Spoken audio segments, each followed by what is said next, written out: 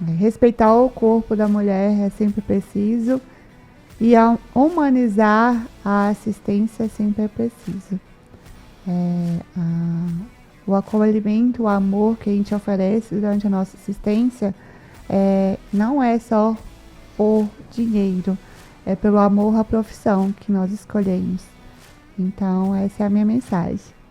Muito bom. E Jéssica, qual seria a sua? Eu faço das palavras da Jaque as minhas, né? Que o trabalho que a gente faz principalmente pelo amor, né?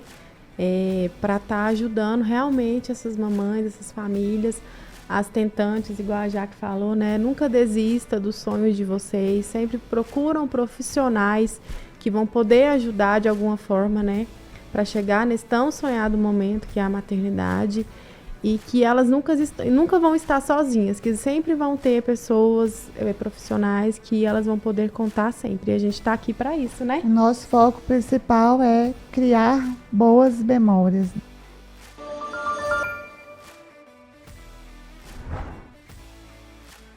Sejam muito bem-vindos a mais um episódio do podcast Psicologia e Negócios. Hoje eu estou com duas pessoas que participaram do parto do Ravi, tiveram uma contribuição enorme com o parto do Ravi, que é o meu filho. Contribuíram muito com a Lorena e eu quero que elas possam passar um pouco desse conhecimento para vocês. A tia Jaque, a tia Jéssica, e elas são enfermeiras obstetras e vão tirar várias dúvidas aqui ao vivo junto com vocês. Se você tiver pergunta, inclusive, tiver dúvidas sobre essa questão, você pode deixar nos comentários. Primeiro, sejam muito bem-vindas. É com grande alegria que estou participando do podcast hoje. Eu fiquei muito honrada pelo convite. E será de grande valia, né, para a nossa apresentação profissional, para a gente ser mais reconhecido. Então, eu estou muito feliz aqui por estar participando hoje. Prazer é meu. Jéssica, seja... Muito obrigada pelo convite. É um prazer enorme estar aqui hoje, compartilhando e distribuindo informações que ajudam bastante, né? E agora, eu já vou trazer algumas questões aqui que é de curiosidade de muitas pessoas. Sim. O que faz uma enfermeira obstetra? Qual que é o papel da enfermeira obstetra? A enfermeira obstetra é um suporte, né, da médica obstetra durante todo o processo pré-natal e no acompanhamento de parto. Nós somos um suporte para esse profissional. Durante o pré-natal, nós somos responsáveis por acolher essa mamãe, preparar ela para o processo de trabalho de parto, preparar ela para a dor do parto, o tempo de parto, e ela ter entendimento durante todo esse processo. Vou deixar a Jéssica falar um pouquinho sobre o acompanhamento. A gente é como se fosse o braço direito do médico obstetra, né? A gente está lá para informar, para auxiliar, para dar informações, principalmente para a mãe, né? Para dar principalmente uma segurança maior de saber o que vai acontecer, quais são os próximos processos do trabalho de parto. Então, a nossa função é essa, acolher principalmente a mamãe, né? Auxiliar ela, informar ela de todo o processo. E no meio disso tudo, o que vocês percebem ser os principais mitos que as pessoas têm, que as gestantes chegam? Vocês que atendem constantemente as gestantes, o que são as ideias, que às vezes são ideias erradas, ou medos, anseios? Fala um pouquinho disso. A sociedade ainda é muito cesarista, né, Romani? Então, a ideia do parto é aquele parto com dor, parto sofrido. E nosso principal objetivo inicial é a gente quebrar essas vertentes. O momento do parto é o momento mais precioso na vida da mulher. Lógico que a gente tem outros momentos que é uma preciosidade na nossa vida, quando a gente visa a maternidade. E a gente quebrar esses medos e inseguranças da mulher, né, principalmente quando a gente está acompanhando ela no pré-natal, faz toda a diferença na evolução do parto. Com certeza, eu falo por mim própria, pela minha experiência, né? Antes mesmo de eu ter a minha filha, eu tinha vários, inclusive na consulta com a Jaque, eu tinha vários medos, por mais que eu já era formada, que eu já tinha conhecimento, mas como eu não vivia na prática, é totalmente diferente. Então, assim, é quebrar realmente esse tabu, né? De sofrimento, de dor, que é o que as pessoas têm, o que elas têm mais medo realmente é da dor. né? Não sabe que existe várias maneiras para a gente estar amenizando esse processo e tornando um processo mais calmo, mais fluido, mais tranquilo. E o que uma mulher, um casal, o que eles podem procurar para conseguir um parto mais humanizado? No meu pensamento, primeiramente, é procurar um profissional que é dessa linha de parto humanizado, estudar muito sobre o processo, principalmente a linha de violência obstétrica, que é muito comum, né? Às vezes um sorriso pode mascarar uma violência obstétrica. Tô empurrando a barriga aqui. Tô só te ajudando, tá bom? Tá tudo bem. Já ele chega. Um sorriso mascara, né? Uma violência obstétrica quando a gente visa a parte da assistência do parto humanizado. Então, procurar um bom profissional da linha médica que segue essa linha de humanização de parto, que dá tempo ao corpo fluir, que permite a mamãe tentar essa assistência, lógico, visando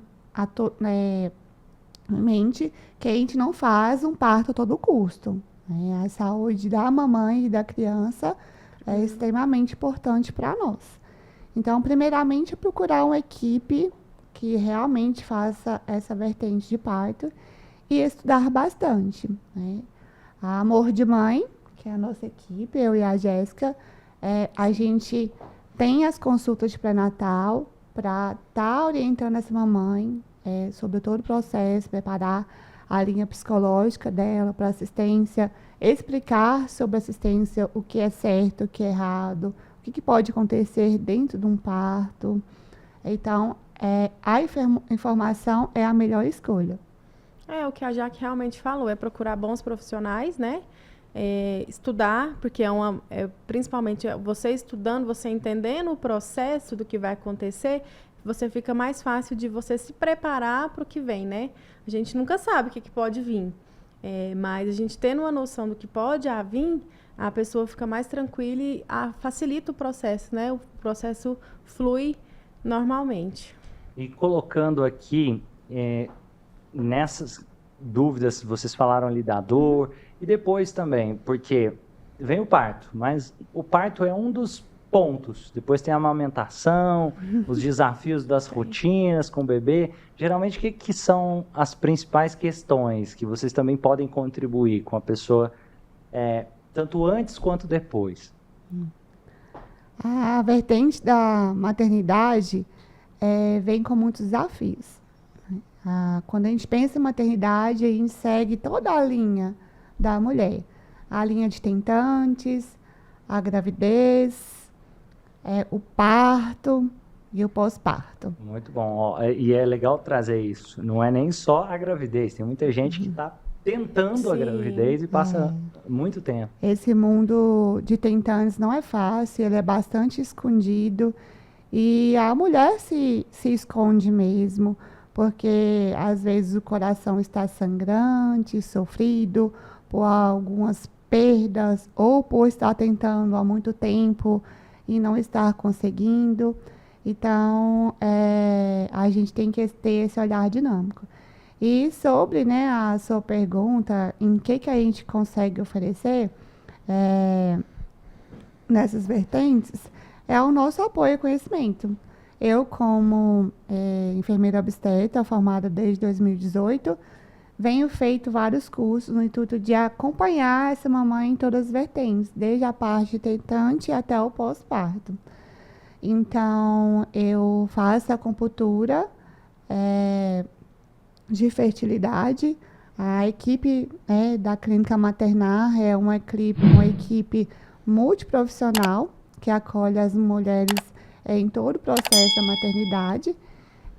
Então, eu, como enfermeira obstetra da clínica, trabalho da parte tentantes com a acupuntura. Quando a gente vem na parte da gravidez, nós fazemos o preparo do parto, com consultas de pré-natal e orientação. Na parte do parto, o acompanhamento em si, conforme a gente já abordou, nós somos o braço direito do profissional. Estamos ali para acompanhar a mamãe no processo, e passar as informações constantemente para o médico. Ele é o nosso comandante, ele que vai dar o ponto de continuar uma assistência, às vezes em domicílio, que esse é o nosso diferencial, de poder acompanhar a mamãe uma boa parte do parto em domicílio, onde a gente quebra a vertente de tirar a privacidade da mamãe, estando em um ambiente onde ela se considera tranquila, acolhedor. Então, o parto flui com mais leveza, Sim, né, com tia Jéssica? certeza. A mãe se sente mais confortável e segura, né? Por ela estar no ambiente dela. E uma curiosidade por exemplo, a Lorena, a bolsa dela estourou, era tarde lá, 1h30, por aí. 1h30, aham. Então, 1h30 da tarde, mas a gente só foi pro hospital, que horas era mais? 7h30 Era por volta da de umas noite. 7h30 da noite que a gente foi. Umas 7h30 da noite que a gente foi pro hospital. Então, Sim, passou pra maternidade. bom tempo em casa. Sim. E um dos pontos essenciais foi justamente isso, porque teve para ver quantos centímetros, a Jaque chegou lá, depois a Jéssica acompanhou durante o processo, porque também a Jaque já estava fazendo, ajudando uma outra pessoa e colocando aqui, imaginando, agora pegando recomendações. Essa questão, vou trazer um pouco da minha experiência, né? Eu tenho uma experiência anedótica do parto da Lorena, mas a minha percepção foi que foi muito positivo ela passar esse tempo em casa. Tem gente que já pensa, nossa, rompeu a bolsa, tem que correr agora para o hospital desesperado e alguma coisa. A Lorena rompeu a bolsa, ela ainda foi se alimentar, preparou coisa para comer, ela conseguiu ficar deitada ali um tempo, as contrações começaram a vir depois, mas, como disseram, foi mais confortável. E fala um pouco desse processo e recomendações para a pessoa não ter que ficar, não sei, tanto tempo naquela aflição, nossa, rompeu a bolsa, tem que correr imediatamente. Quais são os casos que é mais recomendado já ir direto para o hospital? Quantos centímetros? Como que é em relação a quanto tempo ficar em casa? O que vocês veem sobre isso? Então, esse acompanhamento, que a Jaque já explicou, a gente faz mesmo desde o começo da gestação, né? A gente acompanha a mãezinha desde quando ela procura a gente, justamente para isso, para a gente orientá-la. A partir do momento que ela fala, rompeu a bolsa, ou que ela está com contrações, com pródromos, né? Que é o início das contrações, a gente vai até essa mãe, avalia ela, aí cada caso é um caso, é o que a gente fala, né? Não tem como romantizar tudo, né? Porque nem sempre, às vezes, a gente, igual a Jaque falou, não cabe a nós, né, decidir se vai ou não continuar dentro de casa. Mas o nosso trabalho é esse, aí até a mãezinha para avaliar ela, né, para ver como que tá o bebê, principalmente o bebê, né, que é a nossa preocupação maior quando uma bolsa rompe é o bebê. Então a gente vai, avalia os batimentos, avalia a dilatação. Aí a partir desse momento, dessa avaliação, cabe a nós decidir, né, se a mãe continua, né, se dá para a gente continuar em casa para evoluir até chegar a um certo ponto para ir para a maternidade ou não. Aí depende de cada casa, como a gente já falou, né? Cada casa. Durante o pré-natal, nós fazemos uma consulta onde a gente elabora o plano de parto. Sim. E aí é onde a gente dialoga com a família o que elas acham de seguro, principalmente para a parte psicológica do acompanhamento delas. Eles acham seguro ficar em casa? Quer ficar em casa acompanhando uma boa parte do acompanhamento? Não, Jaque. O meu coração, eu me sinto mais segura estar no hospital.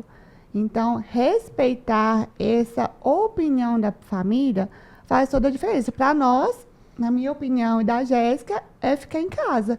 Mas, às vezes, ela tem medo de acontecer alguma coisa e sente mais segura de estar no hospital. Tá tudo bem.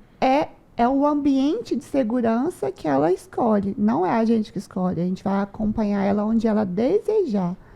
Essa questão de segurança e conforto da mamãe é totalmente influenciável para a evolução do parto dela.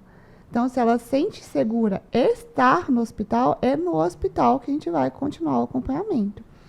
Um dos principais vertentes que impede a gente ficar dentro de casa são fatores que causam risco, principalmente para o bebê, conforme a Jéssica explicou. Como, por exemplo, um rompimento de bolsa e o líquido tem uma coloração esverdeada. E essa coloração esverdeada, significa que nesse líquido amniótico tem o cocô do bebê. Então, mediante essa circunstância, o mais seguro é a gente conduzir para o hospital e ver a possibilidade de fazer esse acompanhamento com esse líquido verde, que é o mecônio, ou não. A gente tem vários fatores que a gente avalia para a possibilidade de dar sequência esse parto, ou vamos precisar para uma cesárea de urgência. Outro fator que a Jéssica também comentou é os batimentos cardíacos do bebê. Eles têm que estar adequados dentro da normalidade. Se a gente tem uma aceleração ou uma desaceleração desse coraçãozinho, o mais seguro é a gente ir para o hospital, independente da quantidade de centímetros de dilatação, e estar junto com o profissional médico para fazer esse acompanhamento. E aí a gente fazer algumas condutas para melhora desse batimento cardíaco, e ver se vai melhorar e vamos continuar a assistência de parto, ou se ele não vai melhorar, mostrando para a gente um sofrimento fetal e vamos precisar de conduzir para uma cesárea de urgência. Então, agora mais uma coisa aqui. Imaginando a pessoa chegou no hospital e como que é? Imaginando a mãe que está assistindo e está grávida e pensando o que vai acontecer quando eu chegar no hospital. O médico, porque o que a gente vê no filme o médico vai pedir, abre as pernas aí e começa a puxar o menino. Então, explica para... Porque eu vivenciei a experiência do parto da minha esposa, mas é legal vocês trazerem essa explicação. E eu sei que nem todos os partos são iguais, mas o que a pessoa que pensa em ter um bebê ou que já está próximo pode esperar sobre isso?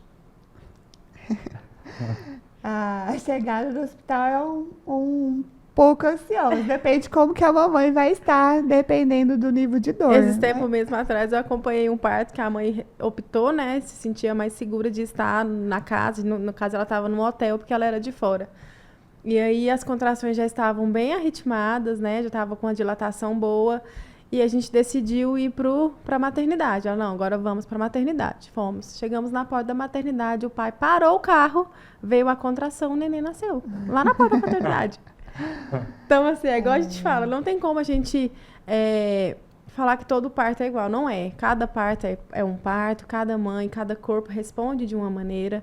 Então, igual a Jaque falou, vai depender de como cada mãe, cada gestante vai estar chegando na maternidade, né? E aí, está gostando do episódio? Se sim, lembra de se inscrever no canal, deixar o seu gostei e lembrando também de falar dos nossos patrocinadores, o Instituto Romani, onde você pode passar por sessões individuais de terapia com profissionais muito experientes de forma online de qualquer lugar do Brasil. Isso permite que você vivencie um processo de autoconhecimento e transformação de forma individual, ou se você quiser, você pode também se formar e se especializar nessa área. Aqui abaixo na descrição vou deixar o link com todos os detalhes e vamos continuar o episódio. A chegada à maternidade, nós temos a internação. Depende muito de como que essa mamãe chegou, se é uma mamãe que está com pouca dilatação ou está com uma dilatação um pouco mais avançada, como foi o caso da Lorena. Quando está mais avançado, a gente tenta resolver mais rápido essa acomodação para a mamãe, que a qualquer momento o bebê pode chegar. E você falou, né, da questão de abrir as pernas e fica aqui assim. Hoje, a gente prendeu a mamãe em uma posição específica no trabalho de parto, é uma violência obstétrica, né? Antigamente, todas as mulheres eram obrigadas a parir deitadas e naquela cama, né, com as perneiras, realmente as pernas abertas. Hoje, o certo é a mamãe ter a escolha da posição de parto. E percebe-se, o que antes era praticamente uma regra, hoje se torna uma violência obstétrica. Sim, exatamente. Então, a gente respeitar, né, a opinião da mamãe, ver a forma que o corpo dela está agindo para parir, né? Então, o corpo é uma biomecânica. A posição que a mãe assume é a posição que o bebê está pedindo ela assumir. Então, a gente não pode infringir essa posição, porque às vezes é a posição favorável para ela ganhar esse bebê. Então, a gente deixa ela com uma exposição espontânea. Se durante o acompanhamento a gente vê que essa posição não está tão favorável, né, Jéssica? Sim. A gente vai ofertando outras posições. A posição de parto tem que estar favorável para a mamãe e para o bebê. Se ela está conduzindo na força certa, se esse bebê está fazendo a descida certa de acordo com a posição que ela assumiu, se os batimentos cardíacos do bebê estão adequados com essa posição. Então, o certo é a gente deixar a mamãe assumir o corpo dela e escolher a posição de parto. Eu lembro também do parto da minha irmã, e aí tinha hora que ela ia para debaixo do chuveiro, aí tinha hora que ela tentava de agachar e buscando a posição. Os 2 partos dela foi bastante diferente, né? O bem ela ganhou na banqueta, debaixo do chuveiro, e já da Lisbela ela não quis nada de chuveiro, quis ganhar na posição específica dela, de 4 apoios, e foi assim que o corpo dela resolveu assumir, né, o nascimento da Lisbela. E a Lorena, foi interessante, porque chegou e já estava mais avançado. Isso. Sim. Então, na hora que chegou lá na internação, foi, sei lá, de 8, 10 horas nasceu. Então, foi cerca de 2 horas, foi basicamente o tempo de encher a banheira, ela entrar na banheira e ganhar. E, como você disse, as contrações, até para a pessoa que vai ter o bebê entender um pouco disso. Como que é? Você disse sobre as contrações arritmadas, o que as contrações estão dizendo para o corpo e qual que é a sensação que a grávida vai ter nesse momento. Porque tem muita mãe que pensa, nossa, como vai ser essas contrações, o que eu posso esperar, como que geralmente é esse ciclo durante o parto. Se vocês puderem falar um pouquinho disso também. Então, essa questão da contração é muito individual de cada mulher, né? Acho que a dor em si é uma questão pessoal de cada pessoa. Às vezes o que é uma dor muito forte para mim, para Jaque, não é, para você não é. Então varia, eu vou falar pela minha experiência, né? Porque eu passei por uma indução de parto, a minha indução durou 25 horas.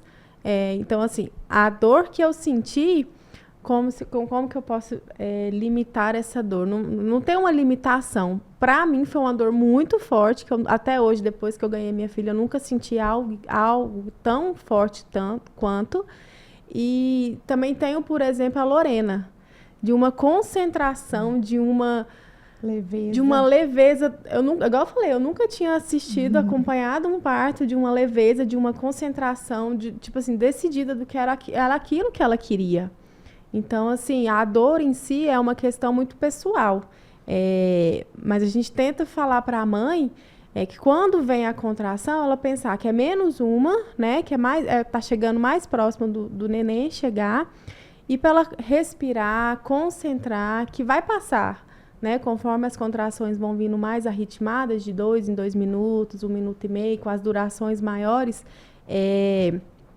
a dor fica mais difícil de ser controlada, mas não é impossível, justamente pelo psicológico. A Lorena me provou que é possível você passar por um trabalho de parto sem sofrimento. Foi incrível, não sei nem explicar o que foi o parto da Lorena, porque para mim foi maravilhoso assistir. E agradeço aqui pela oportunidade. Eu que agradeço pela contribuição de vocês, que fizeram toda a diferença também nesse trabalho. Uma coisa legal, agora eu vou falar um pouquinho, eu não sou especialista em partos, né? Mas eu tenho especialidade na área da psicologia, na área de hipnoterapia, e algumas coisas que eu utilizei, lógico que o conhecimento técnico em relação ao obstetria e tudo mais, vocês têm muito mais do que eu. Só que nessa parte de controle de dor, uma das coisas, e tem artigos científicos sobre, que uma das coisas que aumenta o nível de dor de uma pessoa é medo e tensão. Então, se eu conseguir evitar esses 2 sentimentos, evitar o sentimento de medo e evitar o sentimento de tensão, eu, consequentemente, diminuo a dor. E isso parece simples, mas não é tão simples durante um processo de parto. Porque, às vezes, a pessoa fica com medo, ela começa a ficar tensa, consequentemente, dói mais. Então, uma das coisas que eu utilizei no caso, que foi muito legal, a equipe também contribui muito para isso. Blindar bem o ambiente é muito importante, porque às vezes entra alguém no ambiente com cara de desespero e essa pessoa influencia na tensão. Se influencia na tensão, influencia na dor. Consequentemente, o que não estava doendo começa a doer. Exatamente. Se alguém chega e fala, nossa, meu Deus, será que ela está bem? Será que não está acontecendo? A tensão aumenta, a dor aumenta. Sim. Então, esse ponto é um ponto importante. Outra coisa que vocês trouxeram ali, toda a preparação, porque a maior parte desse trabalho não acontece no momento, ele acontece em toda a preparação prévia, a preparação psicológica, a preparação de adquirir conhecimento sobre o que vai acontecer, que faz toda a diferença, o plano de parto, que a gente elaborou para entender o que a gente espera que aconteça. Lógico que o campo de batalha é o campo de batalha, mas ajuda muito, trazendo um pouquinho. E uma coisa que eu acho que foi muito importante também, criar um ambiente onde a protagonista acaba sendo a gestante, a mãe. Diferente de, aquele negócio, né? O médico senta aqui, abre as pernas assim e faz isso. Não. Vamos a gente estar aqui mostrando que a gente está apoiando, mas quem está controlando ali realmente é a gestante. Sim. Romane, eu já te falei isso, né? Nas nossas consultas que nós vivemos. Conheci a hipnose através de você, né? Você já me hipnotizou. Em um momento, quando eu trabalhava no laboratório Carlos Chagas, você fez uma palestra para a gente sobre empoderamento profissional e acabou que, pelo seu domínio, você fez uma amostra grátis de hipnose de palco, né? E eu fiquei, desde esse tempo, encantada. Assim, mas como assim uma pessoa pode ter o poder da mente?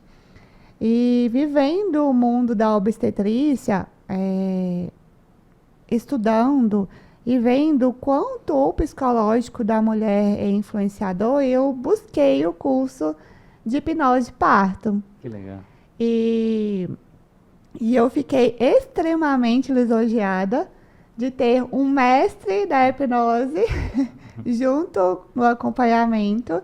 Eu não tive a oportunidade de participar do parto da Lorena por estar com outra mamãe, mas a Jéssica pôde fazer esse trabalho com excelência, mas pude cuidar de vocês no pré-natal e nós fizemos a consulta de medos e anseios e qual a gente conversou um pouquinho sobre as técnicas de hipnose de parto.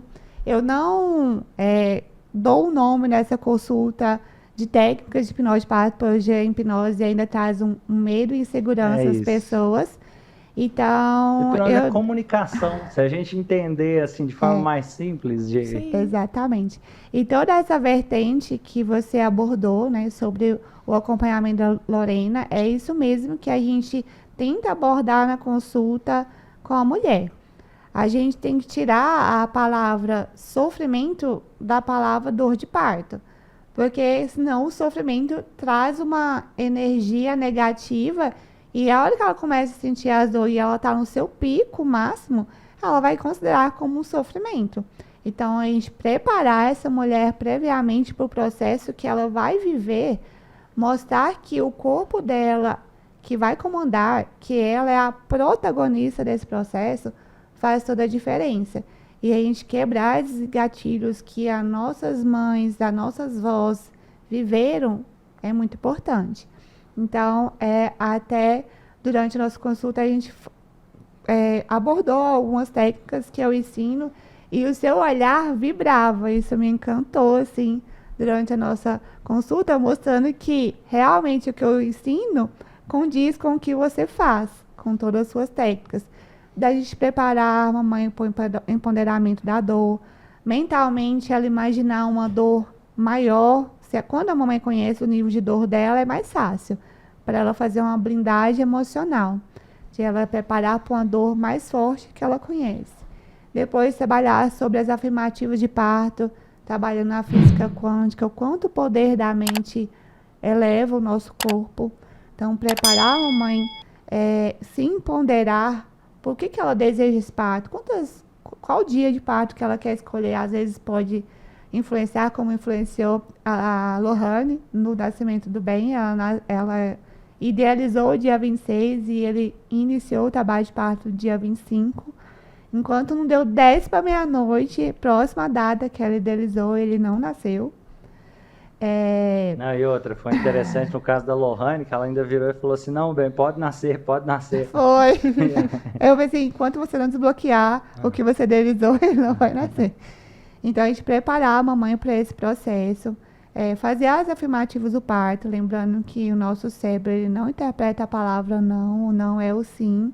Então, a gente tem que preparar a mulher e fazer ela acreditar no poder da mente, que é mais fácil a gente ter os gatilhos de comando durante o trabalho de parto. Igual você falou, a preparação é prévia. Então, ela ter uma preparação em casa, ir para o seu ambiente, que a gente considera o lugar seguro, ter essa energia desse ambiente seguro, criar um objeto que vai trazer essa energia que puxa do ambiente seguro, ter uma música sinalizadora para diminuir essa ansiedade e processo de dor na hora do trabalho de parto, criar o ambiente que você falou, que é totalmente influenciável, deixar essa mulher mais privativa possível, porque ela está ali concentrada no corpo dela, no que ela está vivendo no momento. E chegar uma pessoa, ai, tadinha, tá sofrendo. É igual você falou, quebra toda a energia criada Sim. e estabilizada naquele ambiente. Então, a gente realmente tem que preparar essa mamãe para o que ela vai viver. Porque se ela não tiver esse preparo, o processo vai ser bem longo e a palavra sofrimento vai entrar em domínio. Então, faz toda a diferença. E agora, colocando... e tem uma outra coisa também que... Esse aqui é só para contribuir também para quem está assistindo. Muito importante lembrar de respirar, porque... A respiração traz a consciência corporal, Sim. né? Traz, e eu estava lendo alguns artigos científicos sobre... E é interessante porque, além de que, se a pessoa prende a respiração... Isso pode aumentar o nível de dor que ela está sentindo, sem perceber. Sim. E em alguns casos extremos, a pessoa esquece de respirar e ela pode desmaiar. Uma hipóxia, né? Por falta de nascimento. De respiração. Então, parece simples isso, mas é comum, infelizmente, em alguns casos, até, por exemplo, em filmes, a gente vê isso. Faz força e a pessoa segura sem respirar e vai parecendo que eu não posso... E aí esquece, aí pode aumentar a dor, pode aumentar a tensão. E tem essas outras... É o que mais a gente fala, né? Respira. E é isso, é tranquilo. Às vezes é um detalhe, falar respira. Eu tenho que respirar, deixa eu lembrar. E pronto, já. E agora, trazendo aqui um pouco, vamos falar um pouco desse pós, que vocês também contribuem bastante, sobre a amamentação. O que vocês têm para falar, recomendações? Tem mães que falam assim, olha, eu não quero amamentar. Tem mães que já falam assim, eu quero que só eu possa amamentar, não quero dar fórmula de jeito nenhum. E, às vezes, a rotina do trabalho e ser mãe, que nem todo mundo consegue. Como traz algumas reflexões sobre isso. É outro grande desafio, né, Jéssica? A parte da amamentação eu vou deixar para a tia Jaque, porque, como se diz, ela é... A Jéssica, acaba que eu completo ela e ela me completa. Sim. Eu sou consultora em aleitamento materno e ela é consultora em rotinas de bebês. De sono, Então, quando a gente pensa na parte da amamentação, então eu tento preparar a mamãe para cada desafio. Então, primeiro vamos passar pelo desafio do parto e depois vamos passar pelo desafio da amamentação. Nós temos em mente que é só pôr o menino no braço, né? Arrancar o peito para fora e vai dar tudo certo. E nem sempre é assim, né? Alguns bebês têm a sua dificuldade de sucção, algumas mamães têm alguns empecilhos no seu corpo, alterações anatômicas, alguns procedimentos cirúrgicos, tamanhos de mama. Então, isso tudo Ou dificuldade de produção de leite. O bico do peito também, isso tem um... Então, assim, o que eu sempre preparo as mamães para a amamentação? Eu tenho o curso de gestante para papai de primeira viagem, onde eu conto todas as vertentes da amamentação e os cuidados de bebê. Então, para a amamentação específica, primeiro a gente tem que deixar as mamães cientes que tamanho de mama não é documento.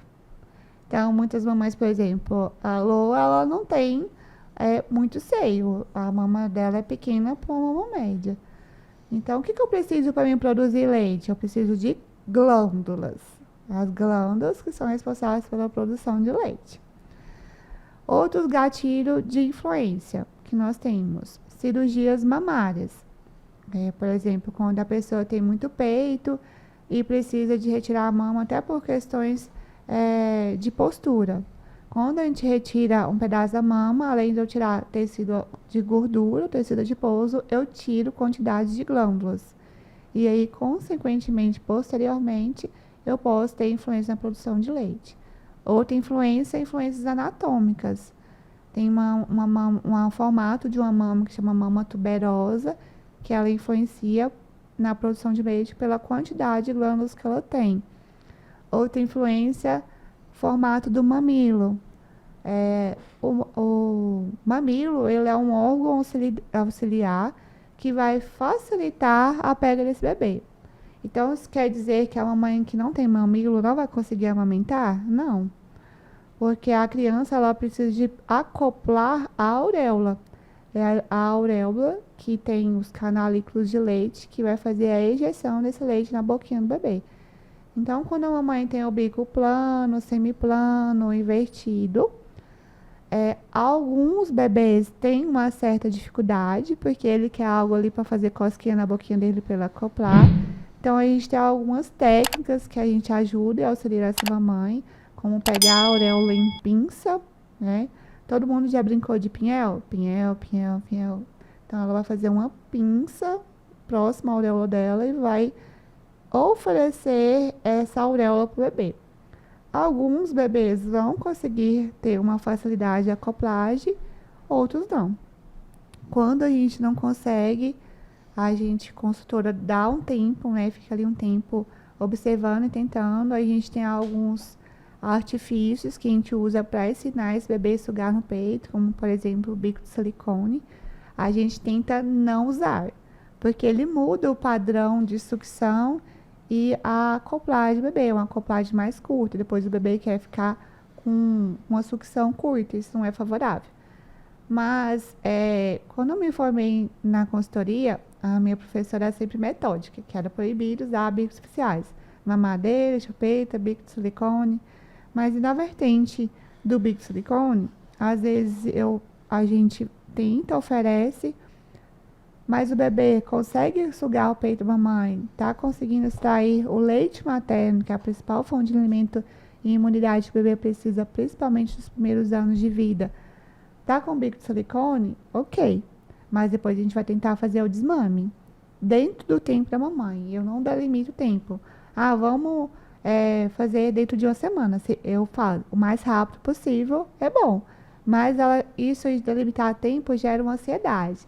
E lembrando mais uma vez, o psicológico em todo o processo da maternidade é 100% influenciador. E ela está aqui naquela agonia de querer tirar esse bico de silicone. E aí eu vou ter queda de produção de leite, a mamãe vai trazer um sentimento de impotência.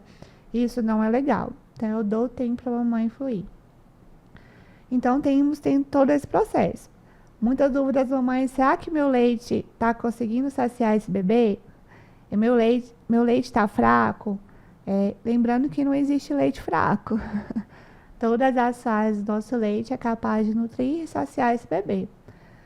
Um grande problema na sociedade é colocar sempre a culpa na mamãe. Ela que não conseguiu parir, ela que não conseguiu amamentar, ela que não está produzindo leite, até quando eu vim... Pesado, né? Sim. Vim fazer o acolhimento de vocês, o pós-parto. A Lorena estava com esse sentimento. Vamos ali no quarto. E aí, quando você chegou, você viu tanto de leite que eu consegui extrair manualmente. Então, os olhos dela brilharam, porque o sentimento dela que ela estava naquele momento é que ela não estava conseguindo produzir leite. Ei, você está gostando desse papo, desse episódio? Então lembra de se inscrever aqui no canal, deixar o seu gostei, se quiser comentar, fica à vontade. E também, se você quiser receber uma análise gratuita, individual do seu negócio, aqui tem um QR Code na tela e um link na descrição desse episódio, onde você pode receber uma análise individual do seu negócio. E depois ela até pegou, né, uma bombinha, conseguiu extrair quase 100 ml em pouco tempo. Então, a gente tem que trazer esse empoderamento para a mãe, que nem sempre o problema é ela. E grande parte dos problemas é um bebê preguiçoso, que vem para a mama só para chupetar e não para sugar o leite da mamãe. No peito eu não consigo quantificar. O bebê mamou 50 ml, 60 ml, mas eu consigo ver o padrão de sucção dele, se ele realmente mamou, se ele mamou um tempo certo. E até colocando aqui algumas coisas que dá para ajudar as mamães a entender, será que ele está mamando, será que ele não está mamando, algumas referências, e também, além de será que está mamando, quantos ml ele mais ou menos vai mamar logo que recém-nascido, e depois quanto que isso vai ficando, para a pessoa que está chegando agora, que vai ter o primeiro filho, o que ela pode esperar? A quantidade de leite vai depender muito do tamanho do bebê, né? O bebê nasce com X de volume gástrico e à medida que ele vai crescendo, esse volume gástrico ele vai aumentando. Então, não tem uma regra definida. Um volume gástrico de um bebê de 2,5 kg não é um volume gástrico de um bebê de 3,5 kg. Então, a gente tem que trabalhar essa vertente. Então, um bebê que tem 2,5 kg, ele vai precisar de mamar mais, porque ele tem um volume gástrico menor. Então, vai precisar de mamar a cada 2, 3 horas. Um bebê que tem mais de 3 kg, 2,5 kg, ele tem um volume gástrico maior. Então, eu consigo forçar ele a mamar mais tempo e ele tem uma saciedade de 3, 4 horas. Então, conforme eu falei, no peito em si, eu não consigo quantificar. Mas o detalhe importante que a gente tem que ter quando esse bebê está mamando é a efetividade, a atividade dele. Ele tem que vir pro peito e fazer o movimento de chicotinho e deglutição. E a gente escutar o barulhinho do leite engolindo. Esse é o único barulhinho que pode existir durante a amamentação. O bebê não pode dar bicota, não pode fazer estalinhos e não pode fazer covinha. Esses são fingindo que tá mamando. Então tá errado a acoplagem, não tá dando certo. Então ele tem que vir com a perga longa, né? Porque o pessoal fala, boca de peixinho. E eles pensam que é só fazer a boca de peixinho que tá tudo certo. Então a gente tem que fazer uma boca longa, né? Boca de jacaré, abrir bem a boca do bebê. Então a gente sempre pede a mamãe abaixar a queixinha, ajustar os lábios e observar o padrão de sucção que ele tem. Né? Se ele tá realmente mamando. Então ele tem que mamar vigorosamente e escutar o barulhinho de engolir. Então, o tempo de mamada, que é o que a gente consegue quantificar e dar um volume, pelo menos 20, 30 minutos de sucção efetiva, de guti-guti mesmo, para ele tentar ter a sua saciedade, 2, 3 horas. E tem uma coisa que, assim, que eu também percebi, geralmente quando ele realmente mamou, muitas vezes ele fica mais letárgico. Os reflexos de saciedade. Ele vai ficar mais molinho logo que ele mamou efetivamente, é mais comum. Ele fica e às vezes parece assim, olha, eu acho que ele mamou, mas ele está muito agitado, na hora que vai ver ele não mamou exatamente ao tempo que precisava. O tempo que precisava, a quantidade que precisava. Outra coisa também, atento assim para ver, né? Ele está conseguindo fazer xixi, cocô durante o dia, está trocando fralda, porque aí mostra, olha, ele está comendo. Esses são os principais sinais que a gente mostra para a mamãe. Principalmente o xixi. O xixi é o fator fisiológico principal, mostrando que esse bebê está bem nutrido e hidratado. Se não tem xixi, vamos ver. Esse bebê está mamando, quando está no peito, né? Está mamando realmente ou está só chupetando? Quando a gente entra com fórmula, aí a gente vê porque esvazia a mamadeira, né? Mas ter as eliminações fisiológicas, principalmente o xixi, é muito importante. E colocando fórmula, assim, o que você fala sobre fórmula? Assim, a fórmula é um medicamento em pó, né? Então, assim, eu não sou uma consultora que sou totalmente contra a fórmula. Principalmente quando as mamães têm as cirurgias mamárias, conforme a gente conversou, ela não consegue ter uma produção 100%. Então, às vezes, eu consigo ter uma amamentação mista, que é com leite da mamãe e a fórmula. E quando a mamãe não tem uma boa produção ou não consegue, né, manter uma amamentação exclusiva, para ela não gerar aquele processo de ansiedade, eu sempre falo, cada gota vale, que isso fortalece ela. Se ela consegue dar 1 ml bem, se consegue dar 5 ml, ótimo, se consegue dar 10 ml, sensacional. Então, a gente trazer essa mamãe, essa vertente que cada gota vale, ela vai assim, nossa, eu consegui extrair. E se ele mamou, então estou dando o meu tesouro para ele. Então, ela se sente importante com isso. E aquelas mamães que não conseguem amamentar, que tentou e não conseguiu, elas não vão deixar de ser mãe por causa disso. A gente tem outras formas de amamentar. Até no Agosto Dourado eu queria ter postado essa foto, mas pela correria de parto eu não consegui. Então existe uma foto que mostra as vertentes da amamentação. Uma mamãe amamentando no seio, uma outra criança amamentando por sonda, porque às vezes por algum problema oral, alguma doença não consegue amamentar via oral. Uma outra mamãe dando a mamadeira. Então, essas mamães que não amamentam assim, que não amamentam no peito, deixaram de ser mãe? Não. O que eu falo com as minhas mamães? Se você não conseguiu conduzir uma amamentação em seio, utiliza outra forma de amamentação. Se você optou pela mamadeira, ok. Vai para o seu cantinho de amamentação, crie essa conexão com seu filho, traga a conexão de olhar, a carícia, mas você está amamentando de amor, de carinho, de afeto. Você não deixou de amamentar por causa disso. Então, a sociedade traz muitas vertentes de culpa para a mulher, porque se ela não consegue parir ou amamentar, ela não é uma boa mãe. E não é isso que a gente tem que trabalhar. E assim, eu vejo cada vez mais busca ter variedades de fórmulas, porque às vezes tem um bebê que é alérgico a algum tipo de questão, ou fórmulas que ajudam a prevenir um pouco mais cólica ou alguma coisa. Tem uma vertente de opções. Antigamente a gente não via isso, né, Romani? A gente era criada com leite da vaca, e acho que isso era menos visto. Até tinha, mas era considerado como uma virose, uma diarreia que a criança tinha e não fazia a pesquisa. Às vezes a criança tinha baixa de peso e considerava como normal.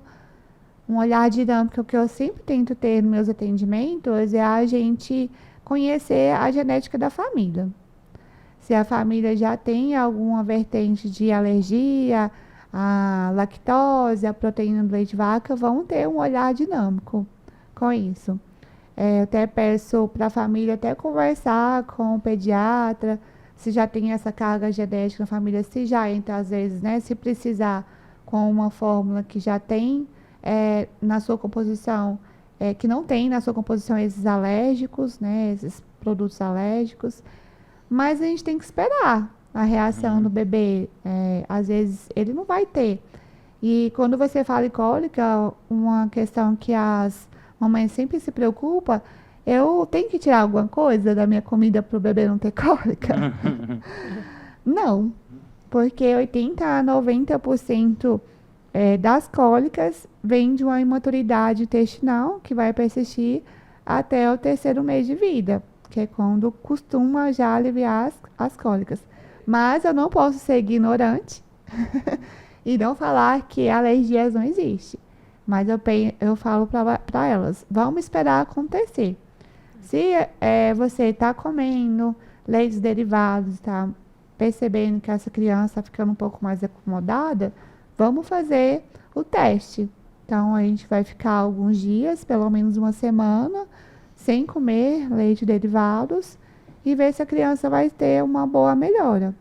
Se melhorar, então, nós temos uma suspeita. E agora eu vou comprovar a suspeita. Eu vou voltar a comer esse sinal de alergia. E a criança ficou ruim, ficou bem diferente do que estava, então, provavelmente, tem alguma coisa que está correlacionando a essa alergia.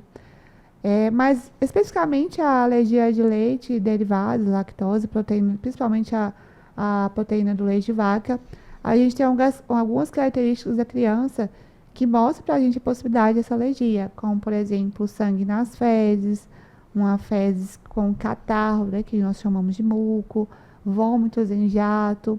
Então, a gente já tem algumas características que mostram para a gente. Os outros alimentos, né, alimentos ácidos que as pessoas ficam com medo de comer, feijão, feijão e folhagem já dá muita flatulência na gente, né? Para o bebê também vai dar. Eu falo para elas esperar acontecer e fazer o teste prova e contra-prova. E não tirar toda a sua alimentação de uma vez só. Muito bom. E, Jéssica, você falou das rotinas, que também ajuda nessa consultoria. Sim. Um dos desafios que eu percebo é essa rotina de como que eu faço para fazer o bebê conseguir dormir nos horários que ele deveria dormir e acordar nos horários que deveria acordar. Imaginando a mamãe de primeira viagem, tem alguma recomendação? O que dá para adaptar nessa rotina? Porque vamos supor que às vezes a mãe tem o costume de dormir 11 horas da noite. E aí ela mantém isso e pensa, eu vou pôr o bebê para dormir junto comigo. E aí quais os perigos, o que que você recomenda? Sim. Então, das áreas que eu mais trabalho é justamente isso, né? É o sono do bebê, né? O que fazer, como a gente poder organizar esses horários. E para a mãe e o pai, a privação de sono, que é um dos principais vilões, né? Que eles falam para mim. Em questão do bebê, é tudo novo para ele, como é para o pai e para a mãe.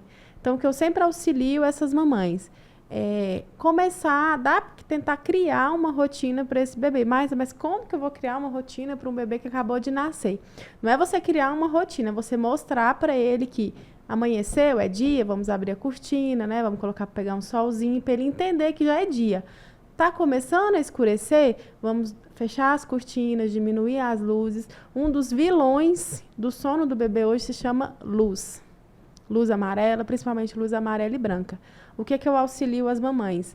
No cantinho do quarto do bebê, no banheiro, para fazer essa rotina noturna para o bebê ter uma noite de sono melhor, é colocar uma luz vermelha, porque a luz vermelha não ativa eles, não deixa eles alertam.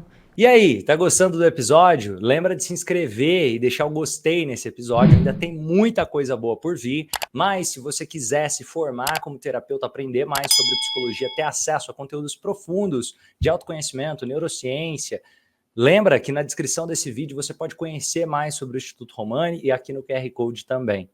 Então, assim, o que eu auxilio as mamães é um abajuzinho com a luzinha vermelha. Ó, dessa parte aí, eu assim, do sono do bebê, ainda estou aprendendo, né? Que eu estou nessa fase do... Sim. Mas uma coisa legal que você trouxe, ó, da luz vermelha, por que não ativa? Isso é do nosso cérebro, porque dessa parte de cérebro é onde eu estudo um pouco mais. Porque durante milhares de anos, para poder ter esse tipo de luz mais branca, principalmente... é luz do sol ou luz do dia. Sim. Agora, luz vermelha, durante milhares de anos também era usada na fogueira. Uhum. Então, de certa forma, aquela luz da fogueira, ela não é a que atrapalha o nosso sono. Não. Então, provavelmente tem correlação com essa ideia da luz mais avermelhada. Para o cérebro, talvez se associe um pouco mais. E realmente funciona. De ontem eu fui num plantão de uma mãezinha, Jéssica, ele não dorme, não sei o que. Eu cheguei lá antes da rotina do sono. Eu falei, eu vou antes da rotina do sono para ver como é que você tá fazendo, né? Cheguei lá, as luzes tudo acesas, igual aqui. Eu falei, meu Deus, né? Falei, vamos fazer o seguinte, vamos diminuir essas luzes, vamos deixar só uma luzinha ligada no banheiro, vamos ligar do corredor para você trocar ele, assim a gente fez. Aí ele não dormiu tão bem porque já estava em alerta, né? Porque a gente tem que ter um processo antes de começar o ritual do sono do bebê. E fazendo ele entender que está na hora dele dormir. Como? Desligando as luzes, fechando as cortinas, promovendo um ambiente mais calmo, mais tranquilo, né? Para ele não ficar tão alerta. Aí no outro dia eu falei para ela, ó, amanhã você faz igual eu tô te falando. Dá por volta de 1 às 5h30, já vai fechando as cortinas, desligando as luzes. Ela falou, Jéssica, ele dormiu a noite inteira. Falei, mas era porque justamente a luz, ela trocava ele no quarto com a luz desse jeito, branca, ligada no rosto dele. Falei, ele não vai dormir. Então, já tem 2 noites que ele tá dormindo tranquilo. Então, 3 coisas que eu falo. Criar uma rotina, primeiramente, noturna, né? Começar por volta de umas 6, 6h30. Isso vai de acordo com cada família, né? Mas um horário ideal para eles acostumarem a ter uma rotina legal e que é de acordo com o sono deles é por volta de 6, 6h30. A questão das luzes e diminuindo e o ruído branco. O ruído branco, por que do ruído branco? O ruído branco, ele é o som do que ele escutava dentro do útero. Então, hoje, os ruídos brancos ajudam eles a acalmar, principalmente eles acalmam e abafam o som externo. Então, às vezes tem um cachorro latindo, um carro buzinando, uma moto barulhenta. Isso não vai atrapalhar o sono deles. Outra coisa que atrapalha, às vezes, o sono do bebê nesses 3 primeiros meses... além das cólicas, né, que a Jaque falou, é o reflexo de Moro, que é aquele reflexo que eles assusta, né? A sensação que eles têm é de que a gente... Sabe quando a gente tá dormindo, que a gente dá a impressão que tá caindo da cama? É a sensação que eles têm. Eu não tô mais no útero. Então, assim, a sensação que eles têm é que eles estão caindo. Por isso que muitas das vezes eles acordam com esse reflexo. Então, esse reflexo, geralmente, eles acabam por volta de 3 meses. Aí eu auxilio as mamães também a fazer um charutinho, que é conter, né, com uma mantinha, um coeirinho, fazer um charutinho para conter os bracinhos dele, que era o jeito que eles ficavam dentro do útero, né? Mais fechadinho, mais apertadinho, e com isso ajuda eles a ter um sono mais prolongado. E legal também que geralmente nesses primeiros meses, né, de colocando, porque eu vejo pessoas falando, olha, pode fazer o charutinho, mas evita também ser todo dia, todo momento, para ele se acostumar e descobrindo que não tá mais no útero. Nós, crianças, né, na linhagem de nossas idades, ficavam muito presas. E isso ia atrofiando a parte da articulação dos braços. Então, quando a Jéssica quer abordar o charutinho, é no momento de sono, no momento de dor. Ter o bom senso de... É igual... Não vai ficar todo momento. Não é, então, tá 35 graus, a mãe vai fazer um charutinho no menino, não vai ligar um ar-condicionado. Não tô falando pra fazer isso. Mas, assim, a pessoa tem que ter o bom senso, né? Não é toda hora também. Geralmente nas horas das sonecas mais longas, porque todo bebê tem uma soneca mais longa, uma soneca mais curta. Conforme vai indo, as mães vão vendo, vão aprendendo, né? Qual a soneca mais longa, qual que é a mais curta, e vai adaptando a essa rotina. E geralmente eu faço no sono noturno, porque é um sono mais prolongado, né? Onde a gente quer prolongar mais. E o sono noturno é onde realmente o cérebro está se restaurando. Sim. Sim. E nisso que você falou, até alguns pontos interessantes, é muito funcional, só que muita gente pode falar, mas não vai funcionar para mim. Só que continua com as luzes todas acesas. Então, às vezes, ela não vai funcionar porque eu não estou fazendo. Então, tem esses pontos que, às vezes, pequenos detalhes podem fazer toda a diferença. Né? O que eu sempre abordo com as mamães, a criança ela é muito metódica. A criança nasce como a gente comprasse um computador zero. E aí a gente vai criando as memórias dele. Então, a criança é assim. Então, você que vai ensinar para ela. E se você ensina o errado, ela vai aprender o errado. Então, ela é muito metódica. Então, você estabelecer horários com ela, ao que ela criar essa rotininha, ela vai acostumar com essa rotininha. Se sair fora da rotina, ela vai ficar irritada, né? Por que eu falo da rotina? Que eu bato no pé sempre com as mamães de rotina. Todo bebê, toda criança gosta de ter previsibilidade, de saber o que vai acontecer com ela. Por isso da rotina. Se ela acorda, ela sabe que você vai trocar a roupa dela, vai dar uma mamar, ela vai brincar, depois vai tomar banho, vai dormir. Ela tem uma rotina, ela vai entender aquilo. Isso. Entendeu? Não é algo que sim, que eu vou pegar do nada, vou pegar ela, vou colocar no tapetinho, depois eu pego ela, põe pra dormir, depois eu pego ela e faz... Então, assim, a criança fica agitada por conta disso. Às vezes ela não dorme porque ela ficou agitada. É hora de brincar ou é hora de dormir? Sim, exatamente. Às vezes a mãe, Jéssica, eu pus ela no tapetinho pra brincar e eu fui colocar ela pra dormir e não dormiu. Não vai dormir. A criança brincou antes de dormir, tem que ser no mínimo 15, 20 minutinhos, você tem que acalmar aquela criança. É igual a gente. Né? É igual a gente tá ligado no 200. Você vai chegar na sua casa, você vai dormir? Uma coisa... Não vai. Eu tive que reajustar a rotina do Ravi muito baseado nisso. Eu percebi, o Ravi, ele ficava assim, ó, ele ia tomar banho às vezes dormindo. Ele dormindo, tomava banho dormindo. Aí terminava o banho, ele começava a ficar alerta. Era engraçado que geralmente era depois do banho. Aí o que a gente teve que começar a fazer? Opa, então vamos dar banho um pouco mais cedo. Sim. Porque senão, ele percebendo que o jeito que ele funcionava, ele ficava um pouco mais alerta depois do banho. Por exemplo, a Liz não, a Liz da Lohane, ela toma banho, depois ela já sabe que vai dormir e já consegue. Agora o Ravi era diferente. O Ravi, ele é mais tranquilo, mas curiosamente, na hora que ele tomava banho, logo depois do banho, ele dava uma acordada. Então, trazendo o banho um pouco mais cedo, foi possível que chegasse à noite, fica mais fácil construir a rotina. Então, assim, tudo é questão de ajustes, é o que eu sempre falo. 3 regrinhas, é o PCC, né? Persistência, paciência e constância. A gente tendo esses 3, né, objetivos, a gente consegue tudo. Tendo paciência, constância e persistência, a gente consegue tudo que a gente quer. Acho que até na vida pessoal, né? Quando a gente quer alguma coisa.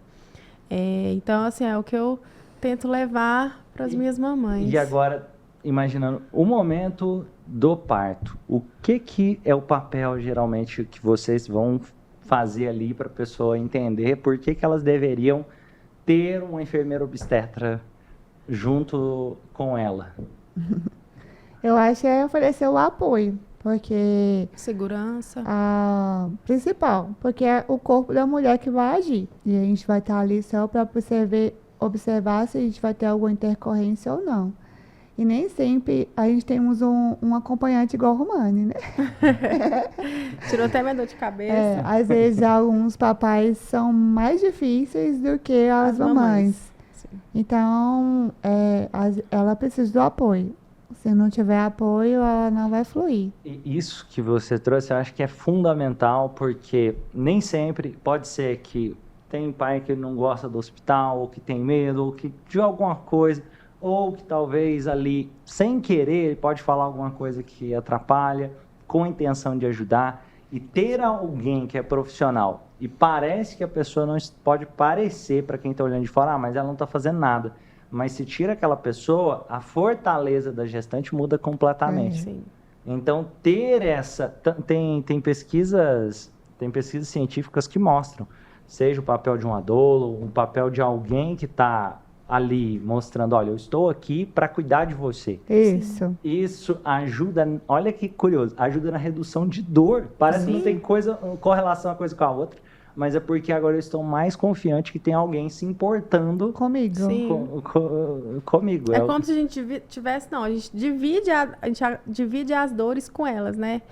A gente tenta Eu fazer estou isso. aqui olhando o que você está passando, compadecendo, entendendo. Sim. E se der alguma coisa de errado, eu estou aqui para cuidar de você. Exatamente. Então, dá uma segurança, dá um... E é muito importante o preparo, não sei só da mãe, ser do pai também. Sim. Então, eu considero extremamente importante o papai participar das consultas, entender o processo, entender o que vai acontecer, que a dor real é a dor fisiológica, que a partolândia ela pode acontecer, que às vezes a mamãe entra em um processo de euforia e isso... Eu até falei pro Romani, Às né? Eu falei, você vezes- se prepara, que ela vai virar uma gatinha ou oncinha. Ela virou uma oncinha. Às vezes a mamãe ela se desconecta, né, do corpo e ela entra nesse processo de euforia.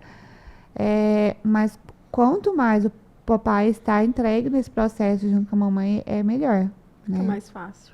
Faz toda a diferença. E isso é realmente muito importante, esse envolvimento e toda a equipe de apoio que vocês falaram, buscar informação. E eu acredito que o papel da enfermeira obstetra também muito trazer essa informação que clareia e ajuda a pessoa a passar pelo processo de forma mais consciente, Isso. de forma mais leve. Outra coisa que eu acho que traz uma contribuição bastante, não é somente no momento do parto, como nós falamos, desde o prévio, desde se eu estou tentando engravidar, desde os cuidados pós, o que eu posso fazer. Agora virei pai, virei mãe, agora, né? Se vira nos 30. Nos 30. E agora, para as pessoas que quiserem conhecer mais o trabalho de vocês, como que elas fazem para achar o trabalho de vocês? Nós temos nosso Instagram. Sim. Né? O meu Instagram é Jaqueline Freitas, .obstetra, da Jéssica é Jéssica Peixoto, enfermeira. Eu tenho meu consultório aqui na Clínica Maternar, que é localizada na Avenida Getúlio Vargas, Em Patos de Minas. Em Patos de Minas. Que nós podemos, né, fazer o nosso preparo, né, presencial. As famílias que moram fora também é possível fazer esse acompanhamento online, sem prejuízo nenhum. O importante é se preparar. Né? Buscar informação. Faz toda a diferença. E para o pessoal te encontrar, Tia Jéssica. o Instagram. O arroba. É Jéssica Peixoto.enfermeira. Jéssica Peixoto, Isso, aí enfermeira. lá tem todas as informações. E agora, se fosse para vocês deixarem uma mensagem, que o mundo inteiro fosse ver essa mensagem, qual seria essa mensagem? Cada uma. Uma ideia que vocês têm, um princípio, alguma coisa que vocês acreditam, algo que as pessoas deveriam olhar mais para isso? Respeitar o corpo da mulher é sempre preciso. E humanizar a assistência sempre é preciso. O acolhimento, o amor que a gente oferece durante a nossa assistência não é só por dinheiro, é pelo amor à profissão que nós escolhemos. Então, essa é a minha mensagem.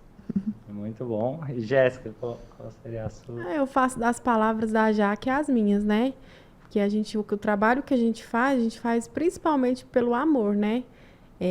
Para estar ajudando realmente essas mamães, essas famílias, as tentantes, igual a Jaque falou, né? Nunca desista dos sonhos de vocês, sempre procuram profissionais que vão poder ajudar de alguma forma, né? Para chegar nesse tão sonhado momento que é a maternidade. E que elas nunca vão estar sozinhas, que sempre vão ter pessoas profissionais que elas vão poder contar sempre. E a gente está aqui para isso, né? O nosso foco principal é criar boas memórias do que você viveu. Muito bom isso. Uma coisa legal que eu também lembro, que isso inclusive vê no antes de começar, né, que as contrações, elas são ciclos como uma onda. Então, sempre como vocês trouxeram aqui, é menos uma contração, tá chegando e aquela frase clássica, né? A dor pode ser inevitável, mas o sofrimento é opcional. Sim. Exatamente. Exatamente isso. Foi um prazer enorme receber vocês aqui nesse encontro de hoje. Para quem quiser seguir o trabalho de vocês, eu vou deixar aqui também as redes sociais. Mais uma vez, para falar aqui Jéssica Peixoto.enfermeira. Jéssica Peixoto.enfermeira. Jaqueline Freitas.enfobstetra. Jaqueline Freitas.enfobstetra. Vou deixar aqui também para quem quiser acompanhar. Sim. Foi um prazer receber vocês. Obrigada O prazer a foi você. todo nosso. Muito obrigada. Valeu, pessoal.